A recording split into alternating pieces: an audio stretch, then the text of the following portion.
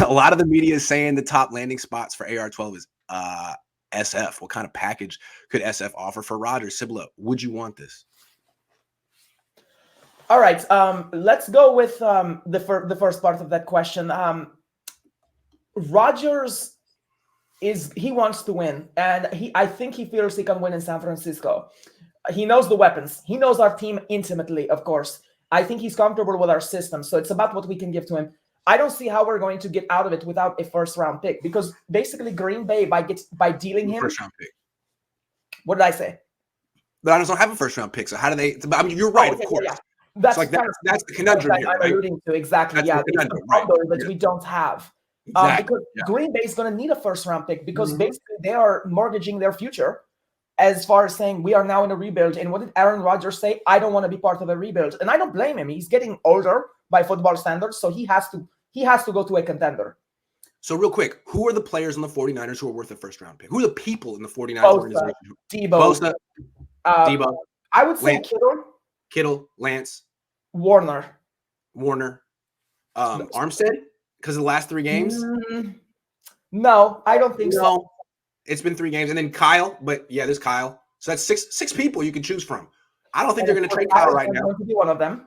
Kyle's won 9 of 11, so he's looking pretty good. But if you had to pick someone, and I guess Trey Lance would be the natural, right? You're trading for Aaron Rodgers. Although Aaron Rodgers is almost 40, maybe you want to keep Trey Lance and develop him until he's 35. The thing, too, is if I'm Aaron Rodgers and they trade for me, then it has to be next year I win, because they're down first-round picks. They're not going to get better. They're going to lose a player or two. They're not going to be able to reload. Now, I think the 49ers, I don't think you want to join a team that just traded Debo away. I'm just saying. I think the whole idea was like, I want to play with that dude, right? Right. I think Aaron Rodgers, he's used to playing with defenses that lose. Like, as far as, like, he's had some good ones, but he's had some bad ones. I mean, he's played behind a... He had a real good one this year, and he blew it. Good job, Aaron. But back in the Kaepernick days, I mean, that defense just... Terrible. They couldn't run. Yeah, you're right. This was good defense. So that's the thing, is I think Aaron Rodgers would be more comfortable if we trade a Bosa or a Warner. Now, if I was him, I would never want to see Bosa play against me again. So I would go to the Niners. I'd be like, can you get rid of Fred Warner? Let's keep... Well, yeah, if you could trade a middle linebacker for Aaron Rodgers, that'd be great. Absolutely. Considering the fact that Alshire is really good, Greenlaw is really good. Warner is a great player, but he's not inexpendable. Right. I mean, we just listed 6 guys that are worth the first-round pick, and that would probably be the least painful one. Bosa, we lose the big motor that covers our secondary loss. No, you don't trade Bosa this time. No, right. Especially for a guy who's 40. It would be like an even trade. If I were trading Bosa, I would trade Bosa for the first pick in the draft. I mean, I would want someone I want the next Bosa if I'm trading Bosa. I wouldn't trade him for a 40-year-old quarterback who'll be on the team for 1 year. Exactly. You know what I mean? Yeah. So, because I feel like Bosa is worth the first. He's that good, right? He's worth it. Yeah. I mean, his stock hasn't gone down since he got drafted. So, second part of the question, Sybilla, would you want this? No. And there are 2 reasons. We'll throw the moral, objectionable reasons out the window, because, like, I like a lot of the guys on this team. I would prefer to lose with them than win with someone like Rodgers. I like the culture that has been established. And this prima donna Jeopardy hosting wannabe doesn't fit our culture. I can't stand him. I really don't like him. I don't like Kevin Durant because of that 2 years that he was here that I was exposed. I felt like his whole thing was kind of whack, and I feel like Aaron Rodgers is Kevin Durant times 100, man. Just so bitter for no reason, and like, yeah, I don't like Aaron Rodgers. I don't want to. It's amazing, because really until the last year or two, no one had a problem with Aaron Rodgers. Not really. It's just his personality has come apart. He's always been a little bit of a drama queen. At the same time, I just wouldn't want that. So culturally, not a fit. Also, the 49ers are a unit. It's why with a squad with a bunch of no-names rotating in and out, they're able to defeat these big ball clubs. And I just feel like I would not really want to upset what the Niners are building here. And I think the loss of someone like Fred Warner cannot be understated. It's why Jimmy Garoppolo is so respected. It's not that he's great. It's that he is loved. And I just think that disrupting this team is not a good idea. Grant, I 100% agree with you on Jimmy. But here's what irks me. Everyone loves mentioning his missed pass to Sanders in the Super Bowl, yet no one mentions how Kaepernick threw the same damn fade to Crabtree in the Super Bowl and NFC Championship and missed 2 times. Yeah, I mean, to me, they're sort of interlocked in Niners history, and guys who got to the finish line and and drop the baton.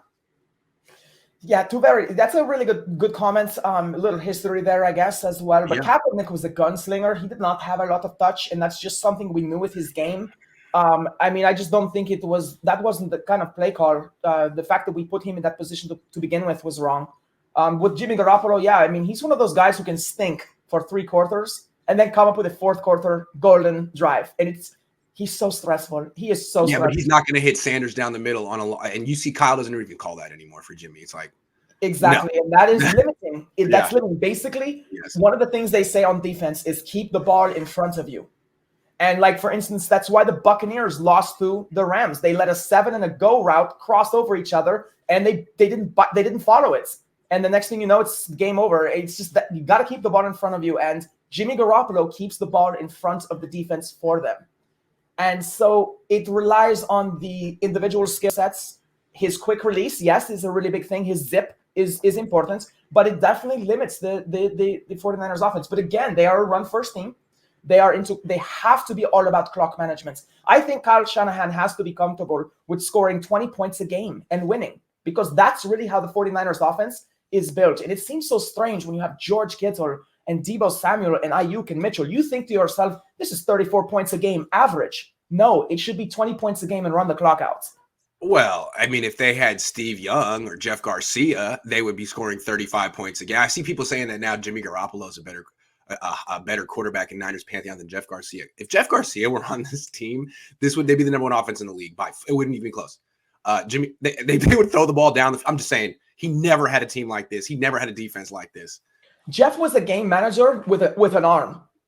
That's what it came down to. And he could move. Jeff did 3 touchdown passes in a year twice in a row. I mean, Jeff Garcia was a Pro Bowler Jeff Garcia was an MVP candidate. When he was at his best, the only quarterbacks better than him in the league were Brett Favre, Kurt Warner. I mean, McNabb, maybe. Top 5 at this time. I mean, Peyton Manning, maybe, but Peyton Manning was young. Jeff Garcia was damn good. Anyway, I don't know how we got in that topic, but Kaepernick and Jimmy are pretty much intertwined in their accomplishments in Niners history until Jimmy wins a Super Bowl. Then he can differentiate himself. I believe a healthy Kaepernick on a Shanahan offense would have been amazing. Do you think Trey can be as good as Kaepernick was in his first years? I think he can be better. I think he's much more elusive than Kaepernick. I don't think it's just a matter of the skill set, though. I think it's a matter of the coaches as well. I think that Trey Lance is going to get unleashed by Kyle Shanahan versus the restrictions that are trying to turn Kaepernick into a pocket passer. You know, they kind of let Kaepernick go first in his first couple of years, but then G-Row tried to turn him into a pocket passer. They're like, okay, enough of that. You're going to have to play. It's like, all right, well, good luck. Right, exactly. A racehorse who doesn't race all of a sudden. Yeah, pretty much. But Trey Lance, I think, is in good hands. And I think the 49ers are good at developing players. I think even Deebo, as great as he is, I think there's a degree of development. And, you know, he's a player we didn't have in the last Super Bowl. He is so much better than he was. And I think Trey Lance will be a facet of this growth on offense that we see as well. Here's the one thing I worry about for Trey. Kaepernick was replacing Alex Smith, who fans frankly didn't like that much. He lost a lot. You know, I mean, it wasn't his fault, but he was on some bad teams. Jimmy is different. Jimmy hasn't lost a lot. Jimmy has this like real strong cult fan base. And if Trey replaces him, there's going to be like a 35 to 45% of the fan base that's bitter about it and picks at all of his flaws. And it's going to be hard for him, kind of like it was hard for Carson Wentz in Philly after Nick Foles left. No one likes a loser. That's what it comes down to. But yeah, it's the thing is too, like Kaepernick was coming into a San Francisco revival. Yep. So I mean, we basically, since the days of Steve Young, relatively, as far as championships, we stink. Yeah. By the time Kaepernick, we've been stinking for over a decade as a franchise. So when he comes into that, he's a breath of fresh air. And now Smith was the face of the stink for a while, right? And then finally, Alex is like, all right, man, thanks for everything. Will do to win the whole fan base over. It's win a Super Bowl or two, because Garoppolo is on the verge of a second, and he got to one. So Trey Lance, he can't just get to a Super Bowl. He's going to have to win one. He's more in the Steve Young position where very talented. A lot of the fan base is excited to watch him play, but you're replacing I'm not comparing Jimmy Garoppolo to Joe Montana, but the way Jimmy Garoppolo fans love him is like that. I mean, they look at him as the savior. They look at him as King Arthur. I mean, the guy who brought the team out of the desert and into the promised land. Both of them, the golden boy. So it's tough. It's a tough situation. It was tough for Steve. He always talked about the monkey on his back. There's already a monkey on Trey Lance's back. Huge. Thank you, Gerald. All Niner says, I don't know if you've talked about this, but what do you think about the ticketing restrictions? Will there still be a lot of Niner fans there somehow? They ended that. I mean, you can get your tickets now, I think, but it was for a day. Yeah, that's an absolute garbage thing to do. It shows how terrified LA is, and I love it. And you know what? The thing is, San Francisco, we don't blow our money on drugs like LA, so we're able to buy tickets. Wait a second, but the way I look at it, I lived in LA, and I know how this goes. Like, this is something they had to do. It's something they had to do because otherwise, and also, it's not going to have an effect because no one cares about football in LA. So, you restricted it for a day? I feel like our fan base would have just bought tickets somehow anyway. Yeah, it's still going to be mostly kind of like, it would have been sweet because it would have been Rams fans selling their tickets to us, or it would have been people who invested in the tickets selling it that way. So I feel like the Niners, we will show out. The faithful. It's still going to be Niner fans. No one cares about football in LA. It's way down the list of things. It's like basketball, the Dodgers, Universal Studio, the beach. Looking at the wall, and then football. Looking at the wall.